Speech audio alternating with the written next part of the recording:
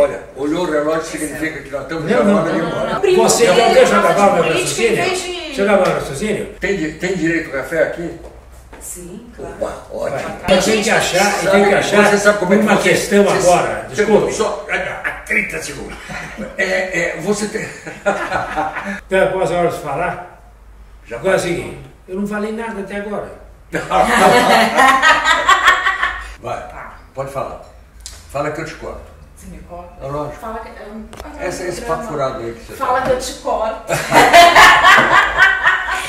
Esse país acabou porque hoje o jovem usa a camisa pra dentro da calça, divide o cabelo com risca e acha que tá sendo rebelde quando xinga os outros de palavrão no Twitter.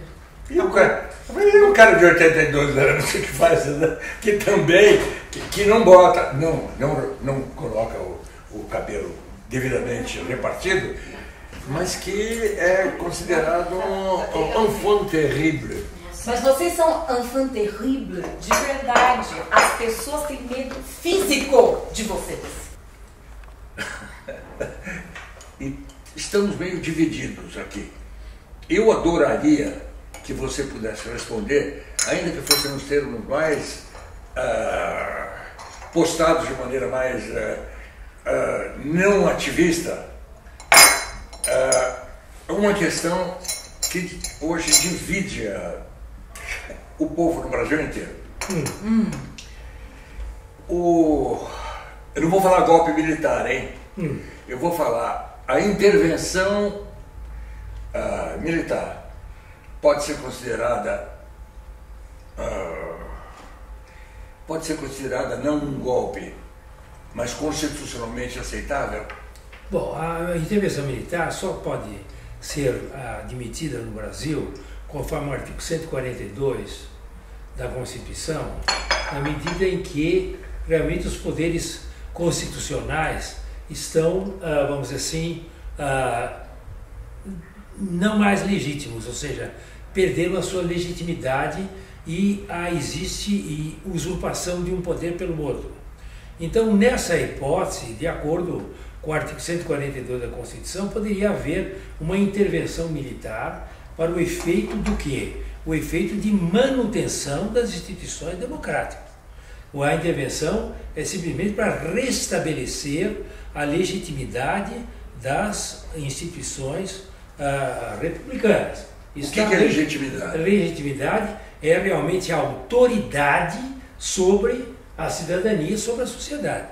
Na medida em que elas perdem a autoridade, existe a usurpação de competências de uma pela outra, daí você perde completamente a divisão dos três poderes do país. O Supremo, por exemplo, entrando só lá em cima do Senado, dizendo não, este pode, aquele não pode. Não, aí não é usurpação. O que você está balançando a cabeça? Usurpação, que não é. A usurpação aí, no caso, é, por exemplo, o que aconteceu agora, recentemente, em Mato Grosso do Sul.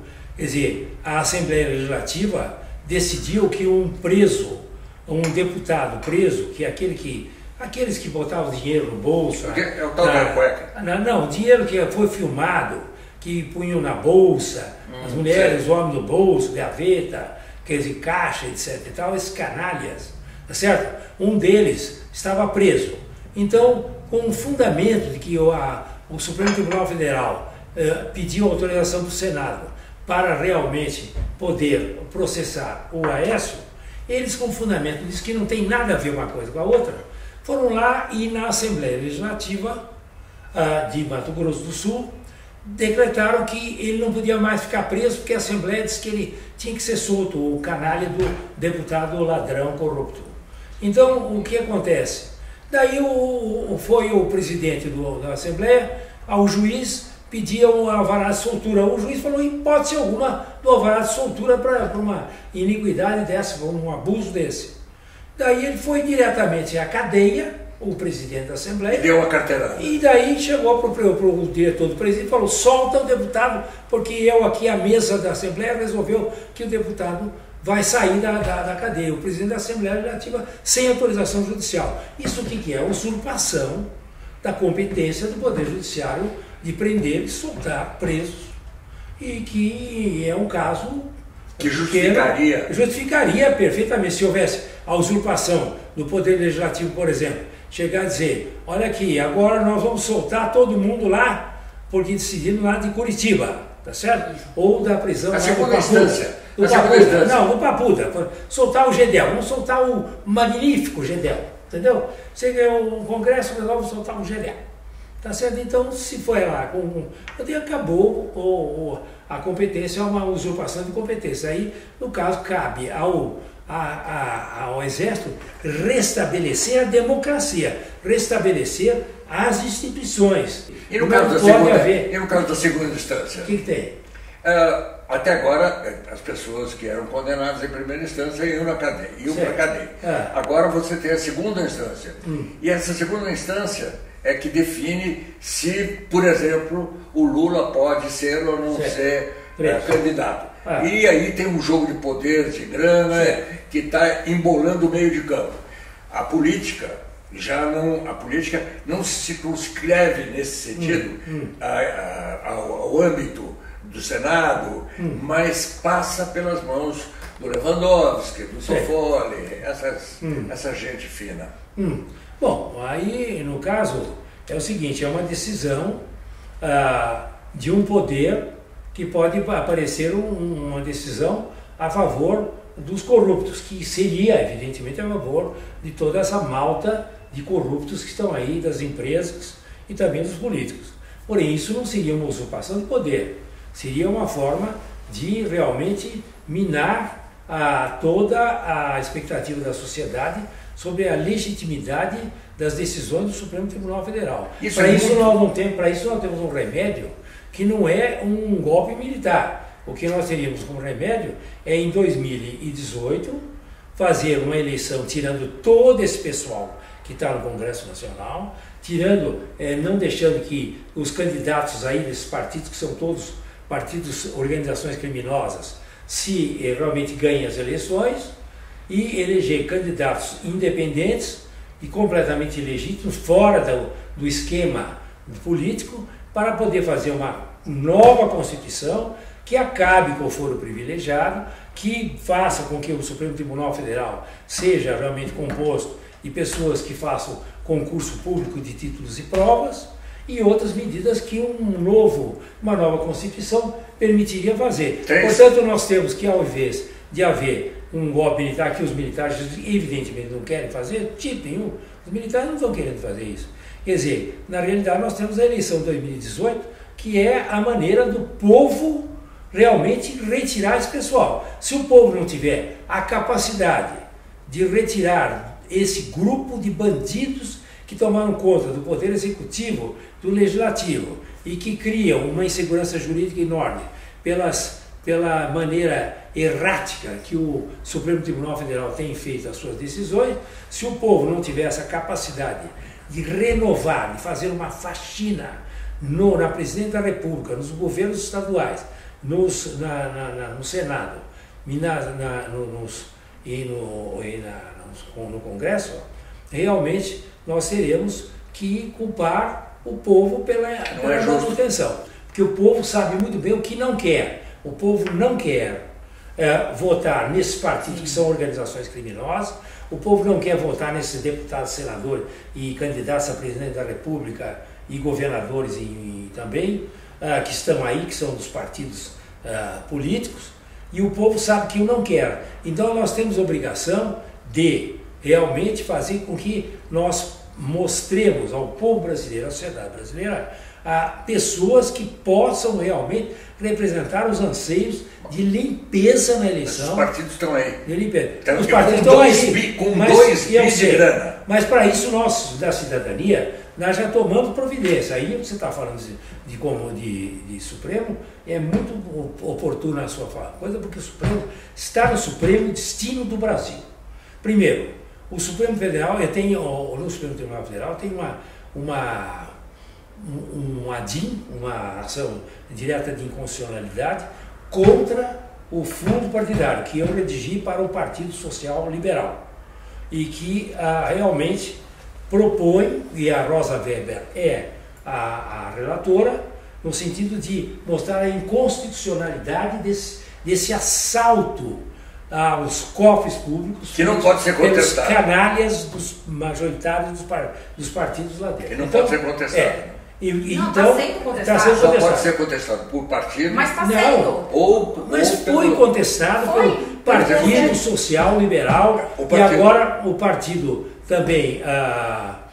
Tem outros dois partidos que entraram, que é o Partido Novo e um outro partido que eu não me lembro o nome agora, infelizmente, que realmente já entraram como amicus curiae, inclusive, para apoiando essa medida. A ministra Rosa Weber tem tomado todas as iniciativas para levar à pauta esse assunto, tanto assim que ela já liberou também o rito de cautelar, já notificou o presidente da República, etc., e o Senado e Câmara para se manifestarem, admitiu o amicus curiae. Eu acho que ela vai pautar isso. Amicus curiae amicus curiae assim, amicus curiae é amigos da corte. E amigos da corte. No caso vão ser dois partidos, mas são entidades da sociedade civil que vão providenciar especialistas que se pronunciam ao Supremo em nome da sociedade civil, mostrando à corte qual é o sentimento da sociedade com relação àquele tema. Perfeito. Bem definido. Então nós temos o Supremo, na pessoa, felizmente, da Rosa Weber, que é uma juíza de primeira grandeza do ponto moral, no plano da sua conduta até hoje, nessa grande crise. Ela tem sido... Como é que ela chama? Rosa Weber. E o amicus curiae é o novo, que pega a parte dele do fundo partidário, faz GRU e deposita de volta. Está fazendo charme. Não, mas assim, mas serve para falar. Serve para alguma coisa. Serve para o processo. Vamos continuar. Então, nós temos aí essa possibilidade do Supremo cortar esse assalto ao caixa forte, ao caixa eletrônico do Tesouro Nacional, feito por esses canalhas, desses deputados que toparam isso. Então, aí você tem uma aproximação boa para o povo se manifestar. Para o povo se manifestar. Aí acabar com isso. A outra coisa que está perante o Supremo Tribunal Federal, com a relatoria do ministro Barroso, que é uma pessoa absolutamente favorável à limpeza e à moralidade da política brasileira, no sentido de admitir candidaturas independentes conforme o Tratado de São José da Costa Rica, que se sobrepõe à própria Constituição brasileira, admitindo que qualquer cidadão possa votar e ser votado no Brasil. Então, isso também está agora para ser pautado pelo ministro Barroso com o seu voto, na medida em que, inclusive, o Supremo Tribunal Federal aceitou o sentido do efeito vinculante das decisões a todas as instâncias eleitorais no Brasil. Portanto, efeito repetitivo. Portanto, nós temos duas coisas fundamentais para permitir as candidaturas independentes de partidos sólidos que estão aí, e também a questão de eliminação desse repugnante Você vira a mesa do chão. 2 bilhões. Vira a mesa do chão. Então, portanto, o plano de manifestação, eu tinha acabado de falar, daqui a 50 minutos eu acabo. Daí, então nós temos nas mãos, como você lembrou, do Supremo Tribunal Federal, a viabilização da manifestação livre e autêntica do povo brasileiro. Sem essas duas medidas, realmente vai haver uma grande dificuldade da manifestação do povo no sentido da eleição. Manipulação. E isso da candidatura independente, a gente está vendo aí uma discussão de juristas. A gente vê muita gente falando platitudes, aí vai discutir. Não, porque a candidatura independente favorece o messianismo. Não tem que discutir. Favorece o quê? O messianismo, não sei o quê. O período de discutir acabou quando? Em 1969, quando o Brasil assinou a Declaração Interamericana de Direitos Humanos, que se chama Pacto de São José da Costa Rica. Foi assinada. O que a pessoa acha não interessa, é para cumprir. Então, assim, por exemplo, na Constituição Federal... Se impõe, inclusive, a nossa Constituição. Sim, ela foi assinada em 1969. Em 1992, ela foi ratificada, pós-Constituição de 88.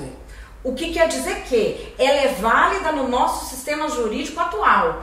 Nada de lei nossa se sobrepõe a isso. Tá lá, candidatura independente livre de partido.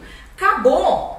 Agora, se for escolher agora o que segue ali e o que não segue, tem umas pessoas que me incomodam, professor, e eu gostaria que elas deixassem de existir. A prisão admissível e condenação definitiva sob o aspecto da sua consequência, dos seus efeitos, na segunda instância, é absolutamente necessário. Não existe nenhum lugar do mundo em que você prenda um réu que foi condenado a primeira e confirmado na segunda, só no Brasil que tem terceira, quarta. Porque o STJ, o Superior Tribunal de Justiça, que eles querem dar esse golpinho para acabar com a Lava Jato, é a forma de eliminar a Lava Jato, é fazer acabar com a segunda instância. Então essa turminha, o que eles querem? Eles querem que o STJ rejulgue o processo. O STJ é um tribunal que examina se houve legalidade na aplicação da lei federal, se a lei federal foi aplicada sob o aspecto teórico. Ele não pode entrar nas provas do crime. Quem pode entrar nas provas do crime é a primeira instância e a segunda instância. Então agora eles querem, não é. Então eles querem fazer o seguinte, eles querem que o STJ, que é um tribunal superior para julgar a compatibilidade da decisão com a lei federal, que julgue se o camarada realmente levou o pacote na mão do Loures, ou se levou não sei o quê, ou que foi no Palácio do Japuru, ou é a prova material, ou se roubou, ou se pôs o dinheiro em Angola. Quer dizer, então não é função do STJ, portanto, é uma aberração, é um crime contra a nacionalidade, contra a Constituição. Daqui, 142 está falando, que é um crime contra a Constituição, transformar o STJ numa terceira instância, tá certo? Para a decisão de assuntos criminais sob o aspecto material do crime.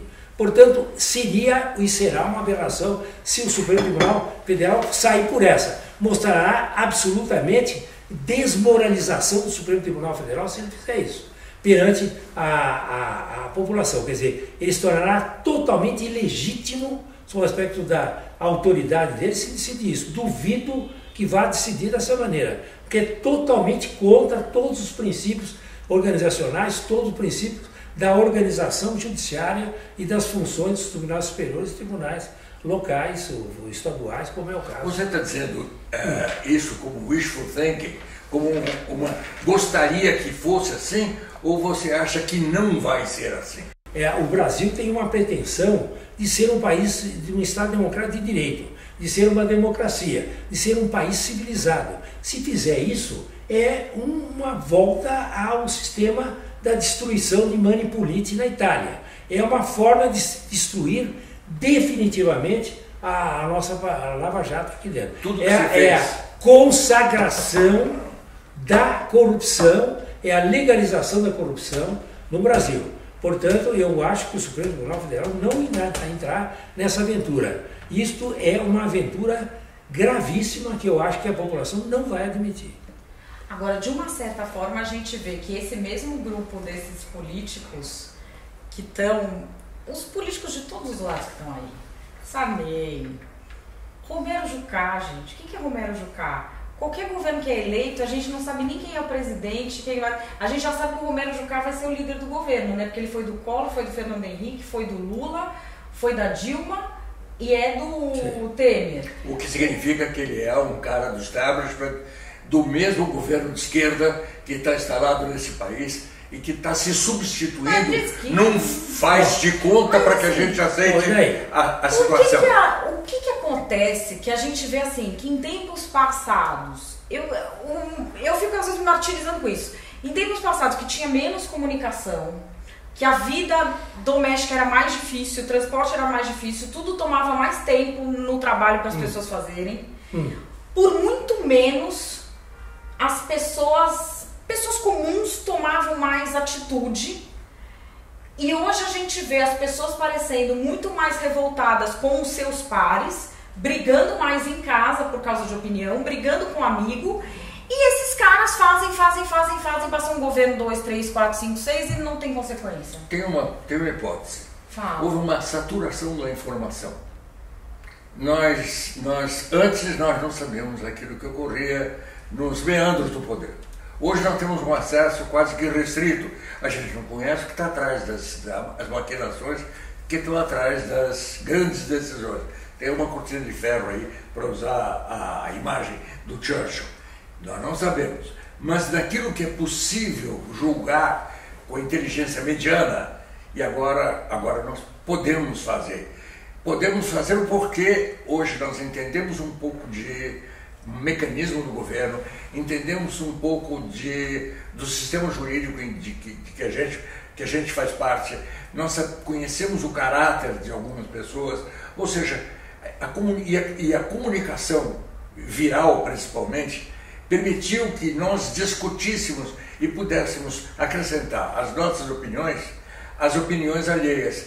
Houve uma interveniência mútua extremamente proveitosa para o universo brasileiro. Claro. Mas nós temos tanta informação e ficamos tantos anos sem nenhuma, que hoje, hoje tem o jogo de poder se abriu nas suas manobras de uma forma tão incisiva, tão mortal, que você não é capaz, sabendo que você está sendo enganado, você não tem alternativa de julgamento. Existem dois segmentos da sociedade brasileira nesse exato momento.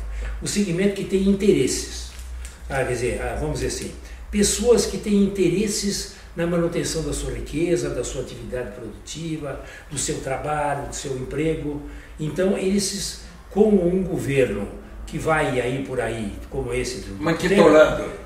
Eles criaram uma tolerância para o crime da corrupção. Então nós temos um segmento de interessados na sociedade, que é um segmento pequeno, suponho, numérico e eleitoral, que realmente aceita o Temer, uma tolerância para o Temer. Ele é um bandido, ele é um bandido, ele é um ladrãozinho, porque ele é medíocre, ele é um ladrãozinho, é mesmo um ladrãozinho. Tá certo? Os ministros deles são todos ladrõezinhos, 10 ministros em investigação, tá certo? Não, foi exceção de alguns que são ilustres, o resto é um horror, tá certo? Porque nós temos que ganhar um dinheiro, temos um emprego, temos a nossa pequena, média, grande empresa, temos aí um mercado financeiro especulando. Estão segurando as contas. Então, aí você tem um amortecimento completo da manifestação de um segmento que antigamente fazia até a opinião pública brasileira e que hoje não é. E depois você tem o outro segmento que é enorme, que é o segmento da classe C no Brasil,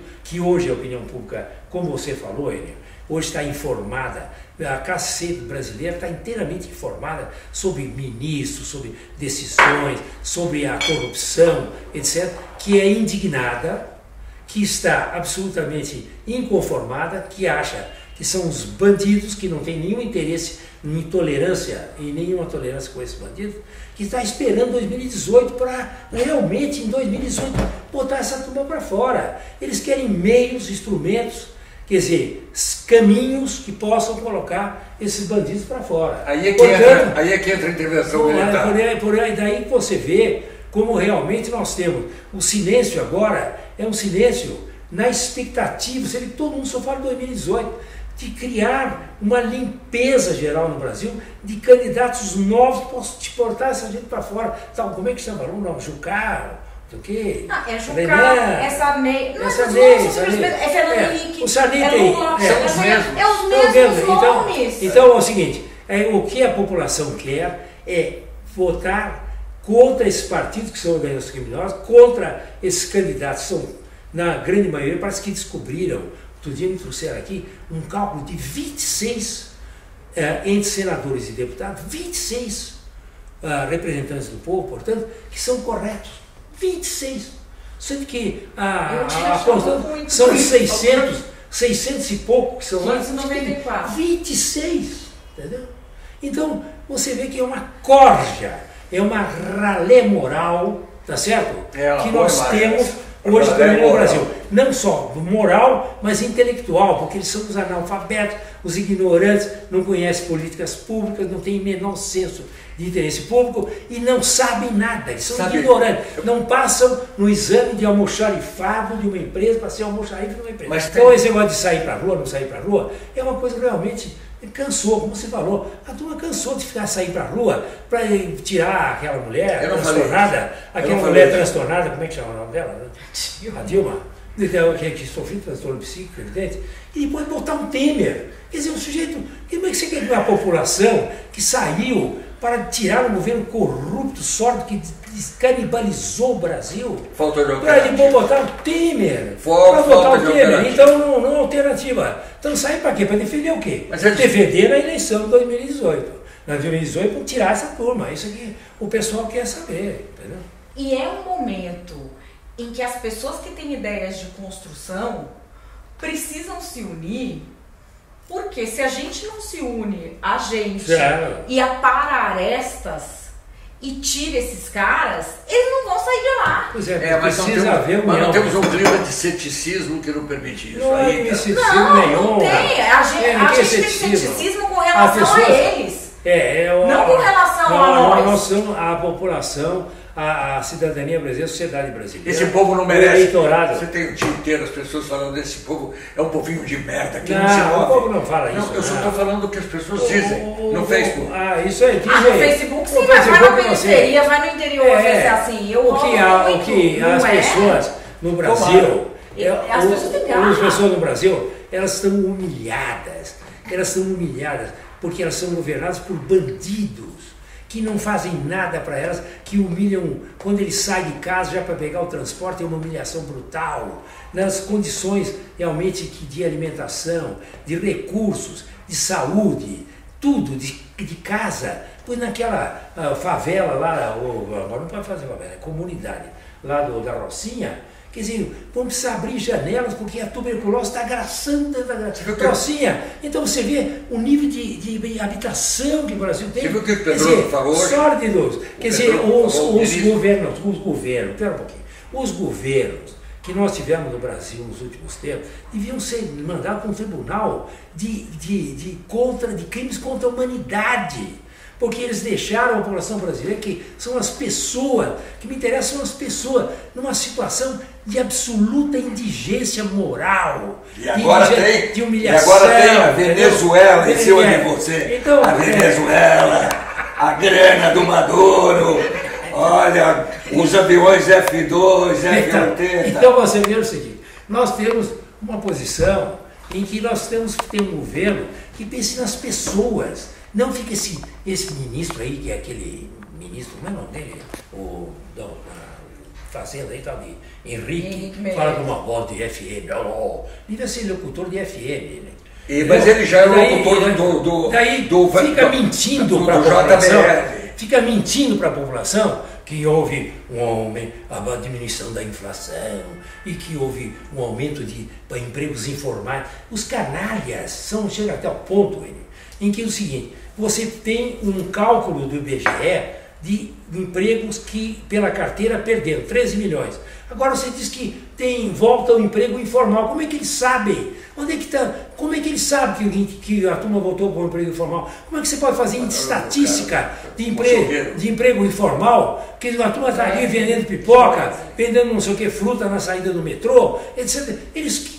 Que mentira é essa, sórdida? Dizer que voltou o emprego, mas é informal. O emprego informal é ilegal. Então, como é que um sistema tipo IBGE admite como um grande fato a ilegalidade do trabalho como vantagem? Como vantagem. Quer dizer, tudo mentira. Tudo mentira. Quer dizer, não há aumento nenhum a economia brasileira para o povo, para as pessoas, não melhorou nada. Tá certo? Só piora e deteriora. Bom, que nós temos que tirar esse pessoal e criar um governo que possa fazer uma reforma constitucional e que possa pensar nas pessoas, no saneamento básico no Brasil, na questão da habitação. Parece que eu estou vendo aqui na saída das suas costas uma asa enorme e aqui outra asa enorme. Eu temo que a tua boa vontade, a tua visão profissional de homem, visão profissional de homem honesto, sobrepõe o teu sentido de realidade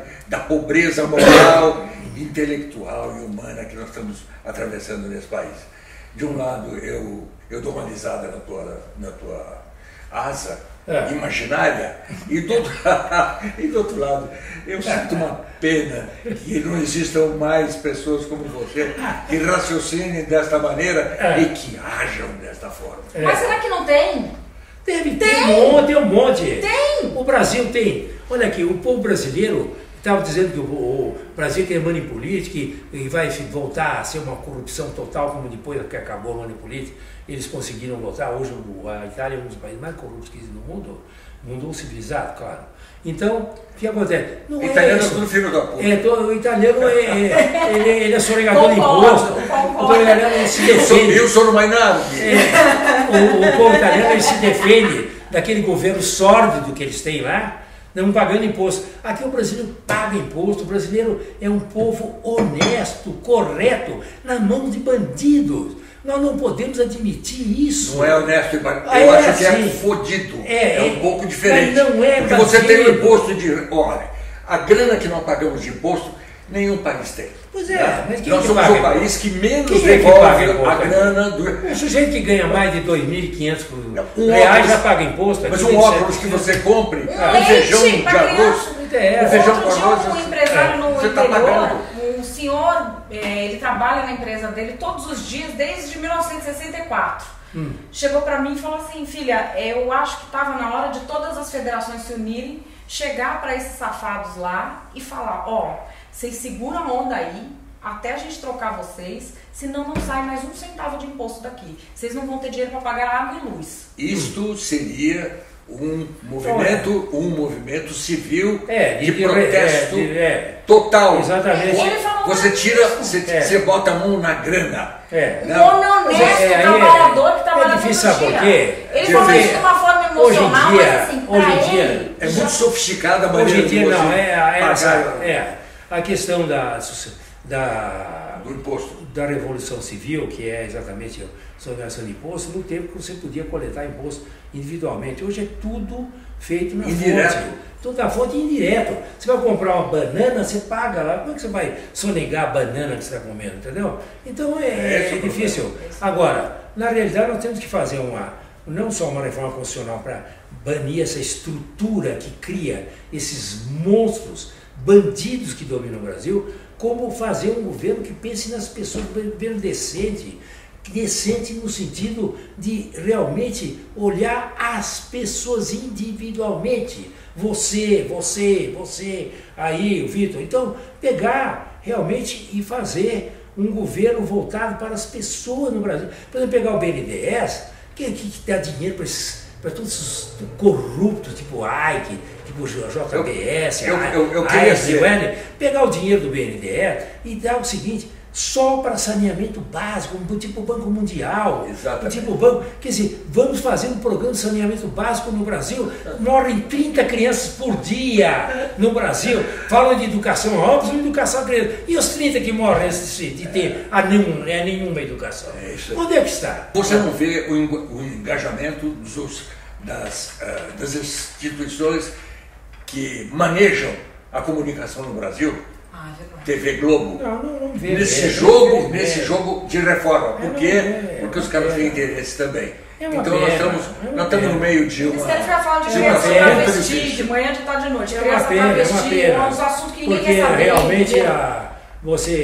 Realmente você tem que ter, inclusive, a mobilização do povo brasileiro. Você tem que ter um chefe de Estado, um homem que congregue o país, que represente o país, que chegue e fale, olha aqui, os hospitais estão demandando pessoas que vão, voluntários que vão lá, você vai ter milhões de caras voluntários querendo trabalhar no hospital de graça. Você vai ter, tem um déficit de se acreditar, se tivesse um chefe de Estado e um governo decente. Agora, você chega e fala, precisamos ter creche aqui no Brasil, então um déficit de creche de 300 mil creches no Brasil, tanto na cidade, você tinha milhares de pessoas para fazer creche, para ir trabalhar na creche, de graça. E o que é o voluntário? O voluntário, o Brasil está cheio de pessoas que querem ser voluntários, milhares. Só... Agora, o voluntário tem a vantagem, ele fiscaliza e força o servidor público a pergunta é por que a não? trabalhar. Então, por que razão não tem voluntário que for... Aqui no Brasil tem poucos voluntários. Por que razão? Porque não existe confiança. Desde o tempo de Chateaubriand, com aquela campanha do ouro, que os caras ficaram com ouro, até a campanha das armas, em que as melhores armas foram distribuídas por aqueles que recolheram-nas, você tem um ambiente de falta de confiança. Se fosse um Churchill, se fosse um Roosevelt, chefe de Estado, se houvesse uma Thatcher, então ela pode dizer, olha, é assim. É assim que tem que fazer. Por exemplo, você chega e fala, olha aqui, por que o Hospital das Crianças funciona? Porque está cheio de voluntários há muito tempo, há 80 anos preenchida com voluntário. O que o voluntário faz? Além de ele trabalhar com amor para o trabalho dele, e com a organização, ele fiscaliza o funcionário que fica lá na folga, entendeu? E o médico que não vai, que bate ponto e vai embora para o hospital que dá milhões para ele, ou então põe um residente no lugar dele para ficar lá no lugar. Quer dizer, então o trabalho do voluntário no Brasil é um trabalho de eficiência e de fiscalização da eficiência dos outros que devem fazer o trabalho. Quer dizer, ser conhecido no mundo inteiro. Você tem um país inteiramente voltado a colaborar consigo mesmo. Entendeu? Agora, você não pode pegar um candidato lá, uns vagabundos desses, que estão lá há 200 anos, entendeu? Governando para nada, entendeu? Por exemplo, o nosso governador aqui, carcaças, né? Carcaças de metrô, aéreo, carcaça de metrô que vai para o Guarulhos, quer dizer, todas obras descontinuadas. Não tem uma visão das pessoas, que nós vamos governar para as pessoas, mobilizar as pessoas para ajudarem. Posso fazer uma pergunta? Posso fazer uma pergunta? O tempo da Lucy Montoro faziam isso. Posso fazer uma pergunta? Pode. Você acha que o Temer, o figurino dele cabe nessa tua crítica? Ou na minha crítica? Como na minha crítica? Ele não cabe em figurino nenhum. Quer dizer, ele não é uma pessoa absolutamente inabilitada para ser presidente da República, inclusive pelos crimes que cometeu. Obviamente, ele é inabilitável. E continua cometendo? Ele continua cometendo, claro. Qualquer tipo de protesto que possa ganhar uma legitimidade tem que passar por um estágio em que alguma coisa vai ser julgada pelo Supremo. E ali você vê os caras que são juízes indicados pelos mesmos políticos que vão ter que ser julgados por eles. Exatamente. Então você tem uma troca de favores e de dinheiro e de poder. O STF hoje é apreendido a imagem dele, todo mundo sabe o nome dos caras. Sim. E odeia essa gente. Isabel, odeia mesmo. Não, eu não odeio porque eu aceito dizer que o homem é servo do amor, mas escravo do ódio. Espera aqui, a população odeia metade do Supremo e ama a outra metade. A metade do bem e a metade do mal, que está rachado no meio. Agora, pensar o seguinte, outra coisa. O que eu quero falar, voltar ao negócio de criança que você falou. Quem é que atinge a criança?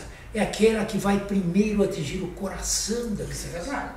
Quer dizer, quem chega antes para atingir o coração da criança, por exemplo, para que esse realmente vai conduzir a criança. Então, ao invés de ser o primeiro que vai atingir o coração de uma criança, é o crime, é a coisa, é a droga, é o mau exemplo da comunidade em que ele mora, etc., o desemprego, os valores do pai que foge de casa, a sociedade tem que procurar atingir o coração da criança primeiro, para poder realmente transformar essa criança num ser humano feliz, factível, para poder a criança ser realmente uma pessoa que possa contribuir para a sociedade, para ela mesma. Essa é a prioridade. Essa é a prioridade 1. Se você não. E outra coisa, quando eu falo que a criança ganha-se a criança, ou seja, quem ganha a criança, quem chega primeiro no coração dela, eu estou repetindo uma coisa que um rapaz de 25 anos falou para nós quando fizemos uma entrevista agora em Maceió,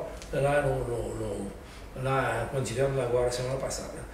E não é frase minha, eu fiquei comovidíssimo, minha mulher também, a Cláudia ficou muito comovida, de ver um jovem que trata das crianças, exatamente, ele cuida aqui no Brasil, ele é um missionário, eles nesse aspecto. Então não adianta nós ficarmos, porque a educação, vamos verba a educação. A educação não é por letra maiúscula. Chegar, pessoas chegando nas pessoas. Isso que nós precisamos para resgatar o país. Nós temos, por exemplo, na classe média alta, as crianças com 5 anos foram alfabetizadas. Na classe C, que é essa que decide as eleições, as crianças, muitas delas, ou grande parte delas, a maior parte delas, não é alfabetizada aos 8 anos, nem aos 11, nem aos 18, nem aos 30. Ou seja, ela não é alfabetizada. Então você tem uma defasagem ali, tá certo? Inclusive de poder de formação das crianças. Você tem uma elitezinha, entendeu? Branquela, tá certo? E depois tem um sistema educacional que não sequer alfabetiza os alunos. E você gasta no Brasil bilhões nesse sistema perverso de educação que tem no Brasil. Como é que nós vamos chegar? Quer dizer, você tem que chegar primeiro nas crianças, no coração da criança, mas nesse sentido de dar a ela a educação. Por que não alfabetiza? Porque não tem amor ao trabalho que faz. Não, o que tem amor é só o sindicato. O que tem é grana. Greve. Tem um amor pela grana da merenda escolar. O Brasil é um dos países onde mais se assassina crianças. Hoje saiu. Aí eu tô vendo meus colegas jornalistas, sempre envergonhando a categoria, defendendo que precisa reduzir a desigualdade social, não sei o que, para não morrer criança. Porque assim eles não gostam de ler, né? Eles gostam de se fazer de gostoso, de preocupado com pobre no Twitter. Sabe qual é a principal causa de morte de criança no Brasil, de criança e de adolescente? De 50%, aliás, é briga de casal. Briga de casal, né? Briga de casal. Por quê? Porque aqui os nossos juízes podem fazer concursos muito novos, então quando uma criança sofre uma agressão dentro de casa e aí vai para a justiça de família, os juízes falam, mas é mãe, é pai, não vai fazer mal, né? Vamos mandar para casa. Aí a criança acaba esquartejada no freezer. É uma relação perversa. Não se prioriza a infância. Eu vejo o seguinte, o sistema educacional é uma questão motivacional. Nós temos que ter o exemplo no poder público de gente lá em cima, na presidência da República, primeiro que possa mudar o pacto federativo para ter autonomia maior no Estado de Educação. Depois criar comunidades de decisão. Quer dizer, as escolas tinham que ser... Eu fiz isso uma vez, Escola Superior de Guerra. Foi tão bom a minha conferência lá que elas até imprimiram a conferência, faz mais de 20 anos. Quer dizer, as escolas públicas deviam ser realmente administradas pela comunidade dos pais dos alunos. Nos Estados Unidos. Exatamente. E vão lá e bronqueiam e pintam a escola e ajudam e fazem a merenda escolar de graça, entendeu? Quer dizer, fiscalizam. Nada, é uma burocracia a responsabilidade é dividida. Sindical, você vê no serviço público brasileiro, existe, você não sabe, está sentado, existe uma confederação das federações dos sindicatos do servidor público do Brasil. Quer dizer, existe no Brasil só 3 confederações. A Confederação Nacional da Indústria, a Confederação Nacional do Comércio e a Confederação dos Servidores Públicos. Isso é institucionalização da putaria. Então você vê, não há nenhuma motivação. As pessoas têm que ser remotivadas no serviço público, remotivadas para prestar o serviço à comunidade. Minha mãe foi professora de grupo escolar a vida inteira. Ela se aposentou com 70 anos chorando, porque ela foi obrigada a se aposentar. Então, porque ela ia lá dar aula, ia ajudar os alunos, e bloqueava os alunos, e corrigia a prova, e fazia, entendeu? Era uma pessoa dedicada. Onde é que estavam esses professores? Na Prefeitura de São Paulo, por exemplo, os professores ganham 2.000 e se aposentam com 10.000, com 50 anos de idade. Então, quer dizer, você tem a Prefeitura de São Paulo, estou falando, independentemente de ser esse prefeito ou outro prefeito, é uma caixa de aposentadoria. E o juiz? Não pode fazer nada. E juízes que ganham 500 pau por mês? Como é que você tem um professor que se aposenta com 50 anos? Um professor, ou ele tem aquela missão de ser professor, ou não tem. Não pode um professor com 50 anos, no auge da sua inteligência, da sua força, da sua energia, se aposentar com 10 mil, entendeu? Então, tudo perverso no serviço público, nós temos que reverter essa perversidade, essa falta de interesse pelo usuário do serviço. O usuário do serviço no Brasil é zero, é um mal necessário para ele poder ali fingir que está trabalhando. Então, tudo isso é ligado a quê? A pessoas, as gentes do Brasil. A última pergunta. Vai. Quem pergunta é o ex-presidente, o Marechal Eurico. Gaspar Dutra. Eurico? Gaspar Dutra. Eu não sabia do Gaspar. Gaspar Dutra. E ele dizia para as pessoas, né, quando pediam coisas a ele, assim, tá no livrinho? Se tivesse livrinho, eu tomava, senão não. É um homem interessante, não? É muito, muito. E se você pudesse, você acha que 64 foi legal? 64 não foi legal, não foi legal. 64 não foi legal. Foi uma instalação de um regime militar que tinha toda a lógica histórica, geopolítica da questão da Guerra Fria. Mas não foi legal para o Brasil, que degenerou inteiramente.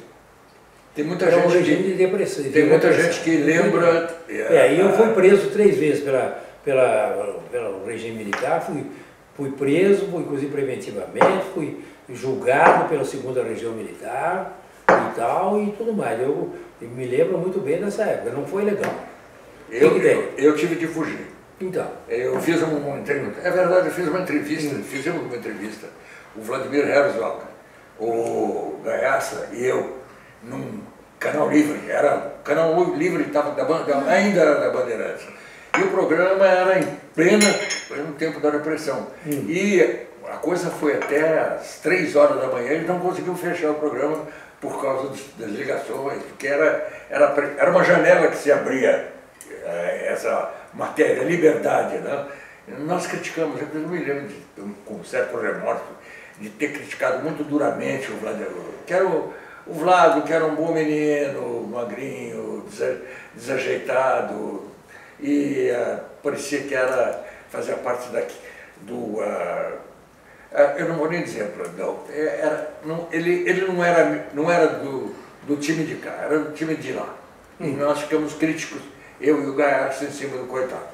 Dias depois ele foi chamado lá pelo DOPS e mataram ele. Depois eu soube que mataram ele com socos, porque quebraram o pescoço dele, depois tiveram que enforcá-lo. É uma história horrível, mas eu fiquei com muito medo depois daquilo. Eu digo, pô, vão me pegar.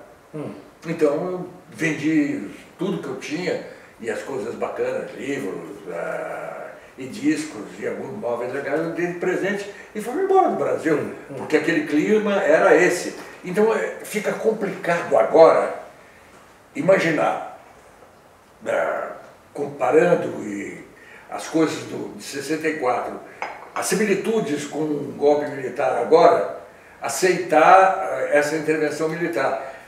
Eu só consigo defender essa postura de maneira precária, com uma racionalização simplória. Então, porra, está tão ruim que pior não pode ficar. Não é um bom argumento. Não é. Até eu acho que você só defende porque você defende isso no plano sabendo que não ocorre porque por razões de fato, de falta de verba e de que as Forças Armadas realmente não estão querendo fazer, a chance disso ocorrer é praticamente nula. Então você vai ficar fazendo um discurso de algo que não se realiza. Não vai acontecer. Porque a nossa alforria não está por aí. Porque eu acho assim... Nossa alforria está em 2018, meu velho. Quem vê 2 amigos que nem vocês, 60 anos discordando... 64 anos discordando. Vou terminar com isso. Qual é o segredo para viver em total discordância? Sem se matar? Tem uma resposta. Diga. Vivendo. Vivendo e gostando um do outro e respeitando. Vivendo intensamente a sua realidade e admitindo que, generosamente, que a repartição das opiniões não é nunca só acumulando de um lado evidências que sejam indiscutidas e, do outro lado, fracasso total. É um mix. E essa busca desse mix inteligente e essa disponibilidade moral, intelectual, isso que interessa.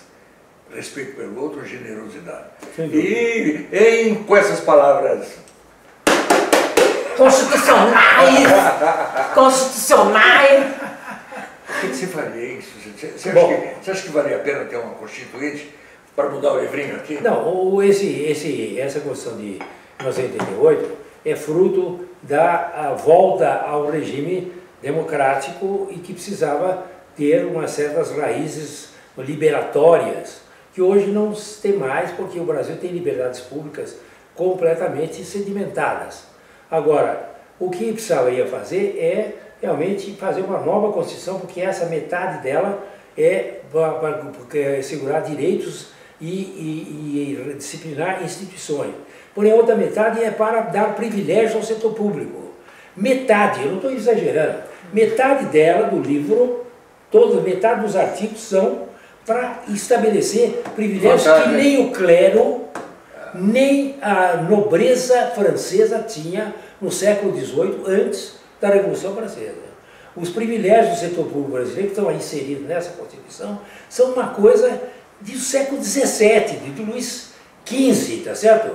De Luís XIV, não é nem de Luís XVIII, que já tinha aí o iluminismo e o racionalismo vai imperando. Então, na realidade, nós temos uma Constituição que tem que mudar no sentido de mudar, reformular o Pacto Federativo no Brasil. Temos que não admitir mais a reeleição de qualquer cargo público, a reeleição de qualquer presidente, governador, deputado, senador, um mandato só, e tenha uma vacância de no mínimo um outro período, tá certo? Depois, a eliminação das emendas parlamentares, a eliminação do fundo partidário, a isonomia de direitos e obrigações entre o setor público e o setor privado. Hoje o setor público sequestrou a sociedade brasileira, cuja única função no Brasil é pagar impostos para subsidiar os privilégios do setor privado. Para engordar a barriga régios dos milionários do antigo regime, do ancien regime francês, tá certo? Então, a eliminação dos privilégios dos cargos públicos, a perda de mandato por sentido digital. Quer dizer, se o deputado, se o vereador, sobretudo, se o deputado estadual, federal, começa a fazer coisas erradas, etc. e tal, fora do seu mandato, por meios digitais do Tribunal Eleitoral, tá certo? O digital rua nele, tá certo? Que corresponde à cassação, que jamais haverá mais cassação no Brasil de nenhum deputado. A redução dos ministérios, tá certo? A inadmissibilidade de leis em causa própria, tá certo? Em causa que hoje só se legisla em causa própria no Brasil, no Senado e na Câmara Federal, tá certo? Agora você tem os cargos ocupados só por servidores públicos concursados, acabar com esse negócio de ocupação dos cargos públicos por indicação política. Como é que você pode? O Brasil hoje é administrado por bandidinhos nomeados pelos políticos, que tem, no mínimo, 22 mil cargos só na União, a ser fora dos estados e municípios. Então, eles vão ali para roubar. E nas Forças Armadas. Vão para roubar. Então, roubar, tudo roubar. Então, você tem que acabar com isso, tá certo?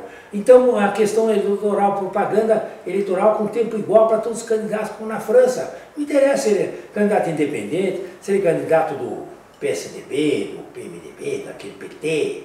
Não interessa, é tudo igual. 10 minutos cada um para falar como candidato a presidente da República, tá certo? A autonomia das agências reguladoras, que no Brasil não tem. Precisamos realmente criar. Esse é o quarto.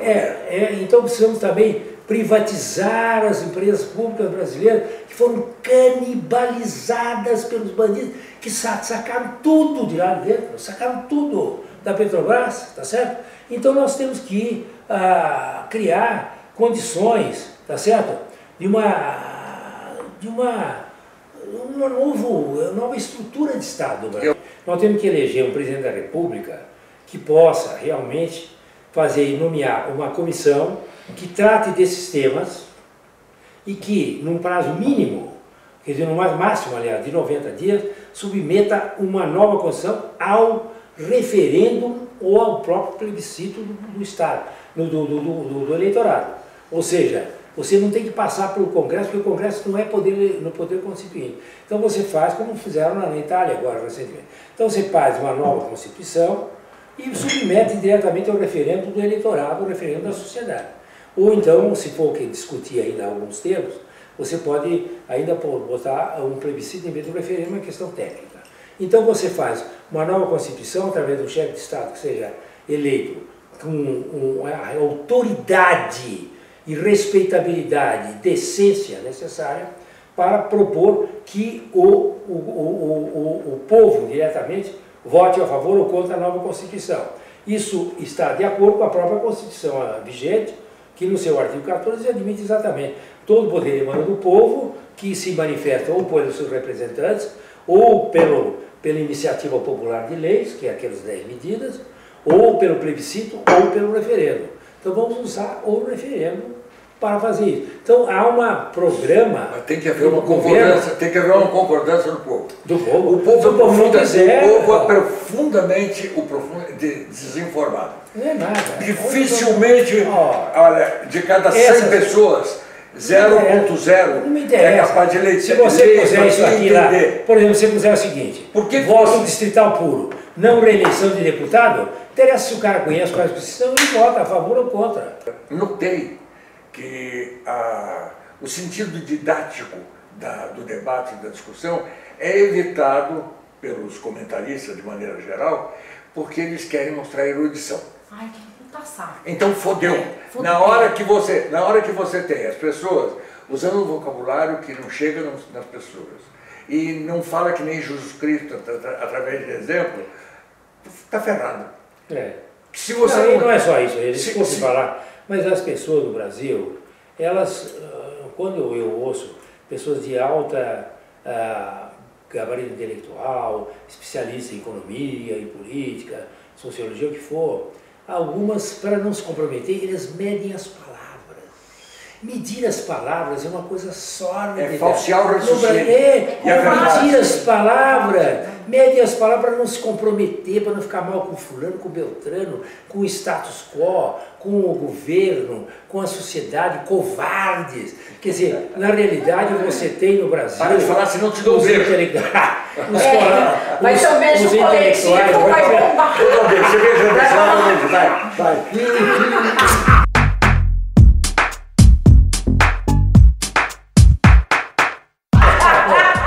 Adeus, tchau, até a próxima. Tchau.